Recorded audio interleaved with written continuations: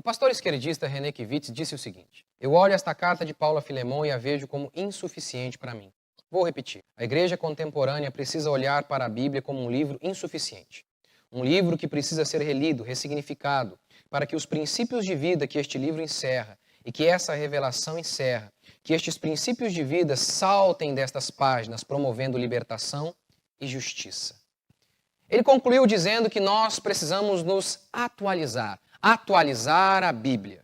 Não dá para condenar gays ao inferno, como a Bíblia diz. Não dá para ficar defendendo a tese machista de que a mulher deve se submeter ao homem. Ele também falou de racismo e todas as outras pautas esquerdistas. Apesar de Kivitz, em outra pregação, ter falado que nem Paulo era ortodoxo, ele foi muito ortodoxo a todos os dogmas da esquerda. Quer dizer, só faltou defender o assassinato de bebês. Aí ele ganharia o selo padrão Globo de qualidade. Para o pastor Canhoto, nós não podemos interpretar a Bíblia de maneira literal, porque ela é viva, o que para ele significa dizer que a Bíblia está em constante mutação. A cada dia o texto pode dizer uma coisa nova. O mesmo texto que ontem dizia que a grama é verde, hoje, diante de uma nova revelação, pode afirmar que a grama é rosa. O mesmo texto que condena o gay ou o adúltero que não querem se arrepender de seus pecados, hoje esse texto pode ser relido. Esse mesmo texto, e a gente pode ler da seguinte maneira: são filhos de Deus. Método alegórico. A heresia de que o texto bíblico possui inúmeros sentidos não é nova. Foi chamada ao longo da história de método alegórico, que é a ideia de que um texto ele possui inúmeros sentidos. Ao invés de estarmos presos àquilo que o autor quis dizer para os seus ouvintes, respeitando, portanto, a gramática e o contexto histórico, não. O texto pode ser relido e o Espírito Santo pode nos dar uma nova revelação dele hoje mesmo, de acordo com os ventos da cultura. O método alegórico nos remonta a Filo. Filo era um judeu que vivia na diáspora, mais especificamente em Alexandria. Filo acreditava que os ensinos de Platão diziam as mesmas coisas que os ensinos da Bíblia judaica. Então, como ele conseguia conciliar algo que é irreconciliável? Utilizando-se do método alegórico. Por exemplo, os cardos e abrolhos que a Bíblia descreve lá em Gênesis não eram literais. Significavam as paixões, as concupiscências de nosso coração maligno. Vale ressaltar que a epístola apócrifa de Barnabé dizia que um anjo mau, um espírito mau, veio e colocou na cabeça dos judeus a ideia de que a Bíblia deveria ser interpretada de maneira literal. Ao longo da história, essa ideia de que o texto possui muitos sentidos foi utilizada várias vezes para aprovar inúmeras heresias. O Salmo 8, por exemplo, foi utilizado pelo bispo Antônio de Florença para aprovar a ideia do papado. Se o texto bíblico significa tudo, ele significa nada, porque o tudo é nada. Jesus disse que as suas palavras eram rocha. Um terreno firme sobre o qual nós poderíamos edificar as nossas casas. Agora, se o texto possui inúmeros sentidos, nós estamos na areia, fincados na interpretação que o pastor tiver naquele dia, ou de acordo com os ventos de mudança que a cultura soprar em nossas vidas. A Reforma Protestante foi, antes de tudo, um movimento hermenêutico, uma volta à maneira apostólica de interpretar o texto sagrado. Respeitando o seu sentido gramático e histórico, o texto, para os reformadores, possuía somente um sentido, aquele que foi transmitido ao autor para os seus ouvintes. Lutero disse: quando era monge, era muito versado em significados espirituais e alegorias. Mais tarde, porém, quando cheguei ao conhecimento de Cristo através da carta aos Romanos, vi que todas as alegorias são vãs, exceto aquela que Cristo usou. Quanto a mim, já abandonei essas bobagens, e minha melhor arte é pregar a Escritura em seu sentido único. De onde eles tiraram esse método para interpretar a Bíblia? De Jesus e dos apóstolos, que interpretaram o Antigo Testamento dessa maneira. Paulo faz 104 citações formais do Antigo Testamento. Nelas, na maioria das vezes, ele reproduz o seu sentido mantendo o contexto histórico e respeitando o sentido que tinha para os seus leitores originais. Como Jesus interpretou o texto bíblico? Da mesma maneira. Ele disse: eu não vim revogar a lei, eu vim cumpri-la.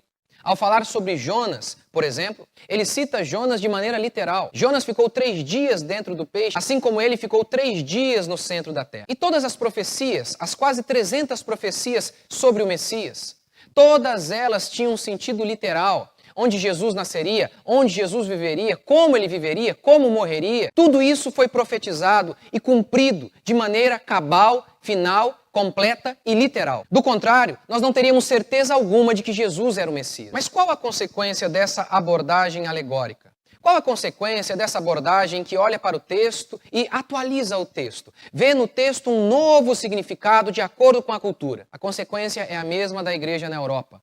Morte. Na Europa, para se amoldar à cultura da época, a igreja adotou o liberalismo teológico, crença de que a Bíblia possui erros. Assim, ficou fácil adotar todas as pautas esquerdistas e todas as heresias feministas. Mas o resultado disso não foi aquilo que a igreja esperava. A igreja morreu. Como disse Jesus, quando o sal perde o seu sabor, ele não presta mais para nada, senão para ser pisoteado pelos homens. Cartas ao mundo. Para Kivitz, seremos cartas ao mundo. Seremos uma igreja que consegue se comunicar com as pessoas lá fora, no instante em que atualizarmos a Bíblia, negando a sua essência para que possamos agradar o mundo moderno. Afinal de contas, quando Deus permitiu que seus apóstolos e profetas escrevessem o que eles escreveram, Deus não havia previsto que o mundo ia mudar. Mas nós estamos aqui para consertar essa falha de Deus. Estamos aqui para atualizar a Bíblia. Muitos evangélicos têm traçado o mesmo caminho de Kivitz, com a diferença de que eles não têm se utilizado de uma linguagem tão profana assim. Eles pegam a passagem, fiz-me de judeu para ganhar os judeus, e distorcem essa passagem e se utilizam dela como estratégia para inserir todo tipo de modernidade, atualização na igreja. Estratégias carnais, igreja que vira um lugar de entretenimento, igrejas que viram balada, tudo isso para se comunicar com os jovens, se comunicar com o mundo moderno. Afinal de contas, um culto normal, como determinado pela Escritura, com oração, pregação da palavra e adoração, isso não fala com este mundo moderno. Precisamos atualizar o culto. É nesse momento que a gente precisa se lembrar de João Batista, que exteriormente não se identificou com ninguém. Afinal de contas, ele vestia pele de camelo, comia gafanhoto e morava no deserto. Entretanto, com sua mensagem de arrependimento, diz a Bíblia que todos vinham para se batizar no Jordão, junto ao João Batista, o profeta que era totalmente desatualizado. Chesterton disse: cada época é salva por um pequeno punhado de homens que têm a coragem de não ser atuais. A igreja sempre foi relevante no exato instante em que ela foi completamente diferente do mundo. O argumento cultural. Kivitz baseia toda a sua tese no argumento cultural, utilizado sempre quando crentes querem descumprir a Escritura, sem parecer que são incrédulos ou desobedientes. A Bíblia reflete uma estrutura de sociedade daquele tempo, daquele mundo, daquela época, e não dá para a gente pegar um texto que foi escrito há 4.000 anos antes, 3.000 anos, 2.000 anos e trazer para hoje. O mais engraçado disso foi ver pastores que já têm atualizado a Bíblia em relação a muitos outros assuntos esquerdistas ficarem chocados com o fato de que Kivitz atualizou a Bíblia para permitir homossexualismo. Mas esses mesmos pastores já atualizaram a Bíblia para permitir o pastorado feminino.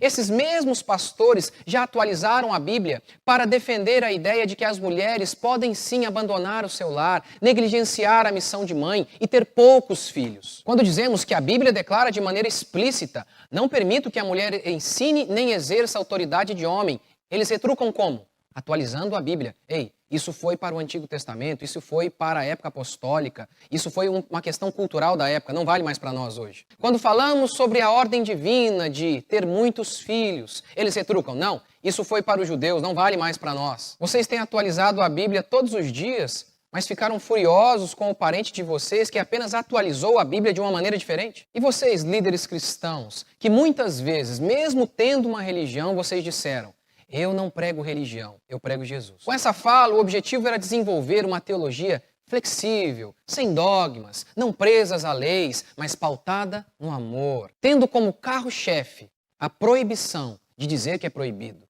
Tendo como carro-chefe jamais confrontar o pecado, porque Jesus pregou apenas o amor, dizem vocês. É claro que vocês ajudaram a parir pessoas como Kivitz. Alguns de vocês até miraram nos fariseus hipócritas, mas acertaram em si mesmos. Pois o discursinho descolado gerou uma multidão de desigrejados e de pessoas que têm fabricado uma religião conforme a sua imagem e semelhança, de acordo com suas paixões e concupiscências, onde pode existir de tudo, até gay cristão. É melhor que a igreja brasileira se arrependa por ter parado de pregar sobre o arrependimento. Do contrário, terá o mesmo destino da igreja na Europa, ser pisada pelos homens. Pois uma igreja que não está disposta a morrer pela verdade, acaba morta.